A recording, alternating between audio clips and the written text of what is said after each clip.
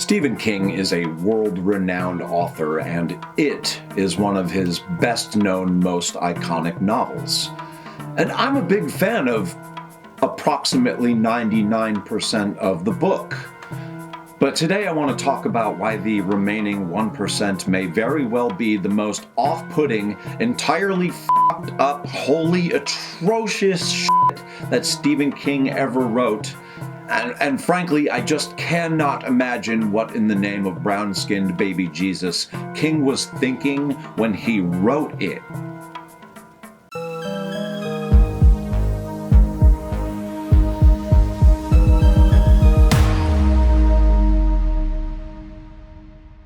Hi there, I'm your host, Mr. Doyle, and this is a great undertaking. If you're new to the channel and you're interested in Stephen King horror content and the unhinged ravings of a man who has just been made to envision some truly egregious shit and still has not gotten over it, please consider liking this video and subscribing to the channel. This is the second video in my series for Stephen King's quintessential novel, It. Last week I discussed the 1986 novel. Next week I'll be taking a look at the 1992 part TV miniseries. And in 2 weeks I'll be covering the 2017 and 2019 feature-length film adaptations.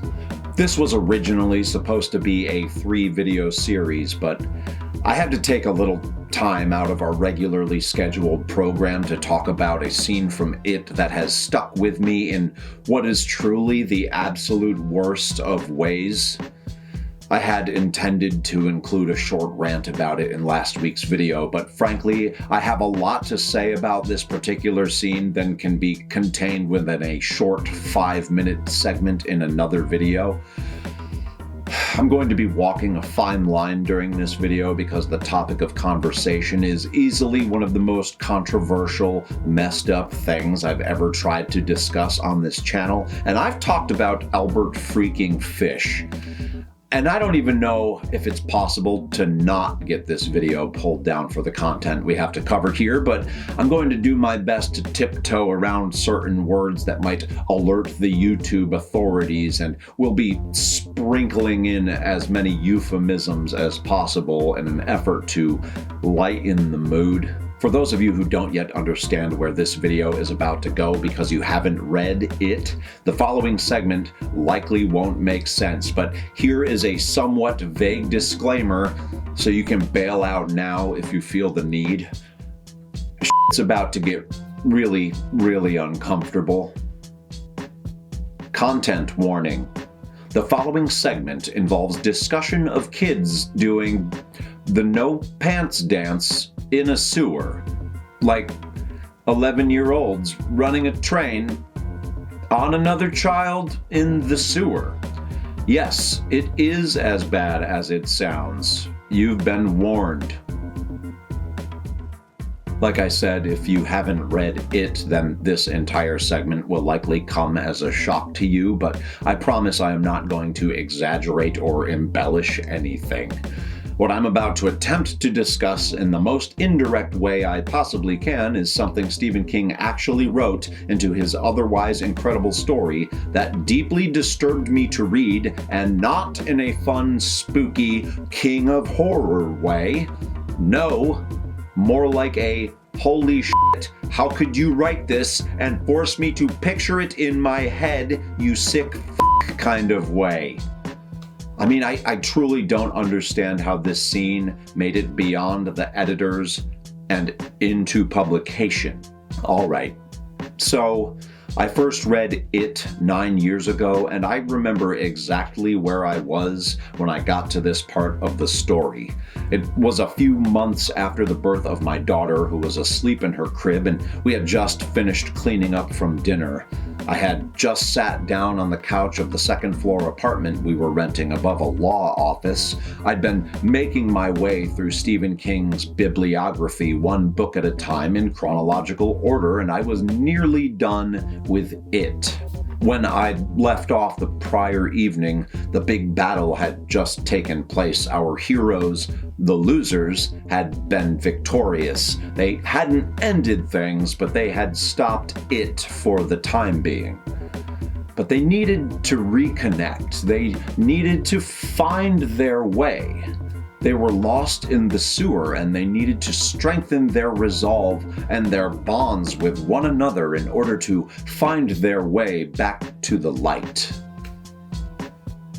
So naturally, they had to take turns putting the sour cream in the burrito of the only female member of the Losers Club. They lined up and just one after another just drove Miss Daisy home. King gives us the intimate details of each member of the Losers Club as they played Hide the Bishop with Beverly. He even makes sure to let us know that Ben Hanscom is well endowed for a boy his age. He's got a really impressive pork torpedo. And Bev, well, it was all her idea, of course. The girl in the book who is shamed for getting around, but who is actually a virgin and a child, just knows that this is the way. It's the only way to keep them together. They just need to take turns exploring the hidden valley, one after another, after another, after another, after another, after another, in the sewer. I remember the shock and disgust I felt as the realization that, yes, this is happening finally set in. I literally threw the book across the room. My wife asked me what the hell was wrong, but I couldn't quite find the words to tell her. I still couldn't believe what I had just read. I found myself struggling to explain and having to put it into words, but I didn't even want to say it out loud. I felt dirty, like some part of me had been violated and defiled. And I have to imagine that the vast majority of readers, at least those who don't harbor specific proclivities, had this same or at least a similar reaction. I thought to myself, how dare you make me envision this? You've got some nerve putting CP in my head, forcing me to picture it in the theater of my mind. What the entire Steve?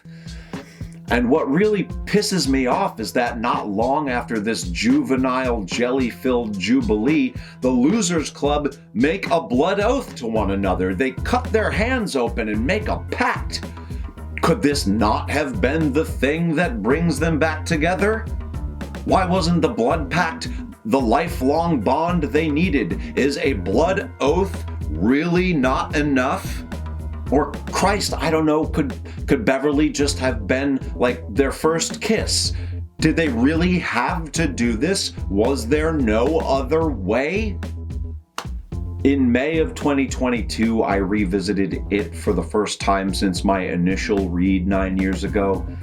This time around, I had known the scene was coming up, and I thought that perhaps it wasn't as bad as I remembered. I must have overreacted. There's no way it's as bad as I remember. I had blown it out of proportion.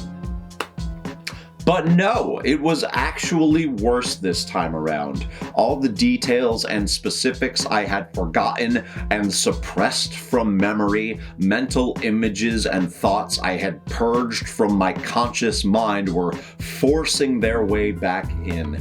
I listened to the audiobook this time instead of reading the book, and if there is one thing I'm grateful for, it's that I was able to speed the book up to 2 times speed in order to get it over with as quickly as possible. Now, for anyone who does think I'm overreacting, I only have one question. In what other instance is fantasizing about a group of 11-year-olds dipping their little smokies in the communal mayonnaise jar acceptable behavior? When is it considered appropriate, normal behavior to portray in great detail children painting the ceiling of the Sistine Chapel? This book caused me to envision acts that I firmly believe to be abhorrent. Not because the kids in the story did what they did, but because I do not want it in my brain. I don't want to see it in my mind's eye. And I'm not saying King has never caused me to picture some horrific shit before. That's his brand and everything. King can be regularly graphic and violent. But this scene is the height of taboo for me, and regardless of the fact that the kids in the story were all consenting, they're kids for fuck's sake. Keep your weird child sewer train out of my goddamn head, Steve. Jesus. I've considered why I have such a strong negative reaction to all of this, and there are a handful of potential reasons, two of which seem most likely responsible for how this scene affects me. In large part, there are personal life experiences that I won't be getting into here, which have caused years of pain, confusion, and trauma. And the other reason is the deeply ingrained societal agreement we have all made that this sort of thing is just wrong. At least the act of watching it as an adult is, which is essentially what we are doing when reading or listening to the story. We're seeing it, we are observing through our imaginations what the author is presenting us with, and it just feels gross. Like some boundary I've upheld my entire adult life is being crossed. It just feels obscene. I have complained about King throwing weirdly inappropriate sex stuff in stories before. The Mist and the Raft specifically come to mind. And it's a recurring issue where the time, place, and circumstances the characters find themselves in is just not, at least in my mind, conducive in any way to being in the mood to take a melon baller to the cantaloupe. In The Raft, two characters have lost their best friends and significant others. Their lives are in imminent danger due to the lurking lake creature. They are cold, isolated, and hungry, and yet they are inspired to glaze the candied ham. In The Mist, the protagonist David is trapped in a grocery store. The end times have seemingly arrived. Otherworldly creatures are invading and killing indiscriminately. He must protect his son. His wife may or may not be dead, and he just gets a big old throbber watching someone sleep, and then they hook up immediately after two people take their own lives. How is anyone thinking with their baby maker under these circumstances? And of course, in It, the kids are trying to find their way out of the sewer. They're tired, dirty, and lost. They've just witnessed unspeakable, earth-shattering events that have turned reality on its head. The enormity and absurdity of what had just happened is weighing heavily upon them, and, well, you know what happens next. And no shade to Bev if she wants to have the fields of her farm plowed by a whole team of ponies. That's fine. Women should do whatever they want with whoever they want, but I just cannot believe that anyone in her position, under the looming shadow of everything she has been through, would entertain a sewer train for even a second. Maybe it's just me. Maybe everyone else in the world reads this stuff and they think, yep, that's what my reaction to these situations would have been. It's time to stir the chowder pot for sure. Maybe everyone is just absurdly horny all of the time, ready to drop trow in the midst of traumatic, likely deadly experiences, and I'm over here like, hey, maybe this isn't the time for greasy, fun-time sausage shenanigans, guys. Now, to be fair, in It, Bev technically isn't the one who chooses this method of bringing everyone back together. There is a force much greater than the Losers Club that influences and informs the decision. She just knows what has to be done. She accepts it, but it's not an organically occurring idea or a choice she made in some lustful moment of uncontrollable desire. And it's like, is this force, this all-powerful being that guides the Losers Club, just some sick, perverted voyeur? Is the turtle who holds the earth upon his back a sex offender? And is it actually King who, in the grand scheme of things, has total control of the story, and therefore it is he who is the sick, perverted voyeur that made them do this and has consequently made me envision it? I certainly can't blame the fictional characters or the made-up forces that influence them. Now can I? I have not forgiven Stephen King for this scene. I've read every book he has written to date, and at no other point in the entirety of his bibliography has a scene done the kind of damage to the story and to my typically high regard of King's work quite like this one did.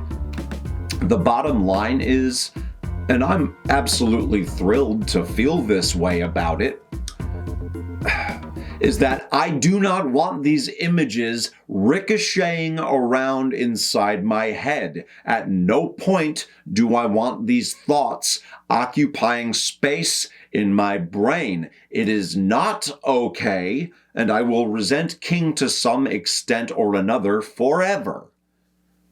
But that's not to say I won't continue to read his books and stories for the rest of my life. Like I said earlier, 99% of the story is wonderful, but it's that 1% that I've had a hard time getting over. Next week, I'll be taking a look at the 1992 part TV miniseries adaptation of It, which introduced new audiences to Stephen King, Pennywise, and also single-handedly ruined clowns for generations to come. New videos drop on this channel every Saturday at 10 a.m. Eastern Standard Time, so please subscribe to the channel to get notifications. Thanks for watching. Okay, goodbye. Be sure to click like and subscribe to the channel for my continued analysis of all things Stephen King, pretty pleased with blood and guts on top.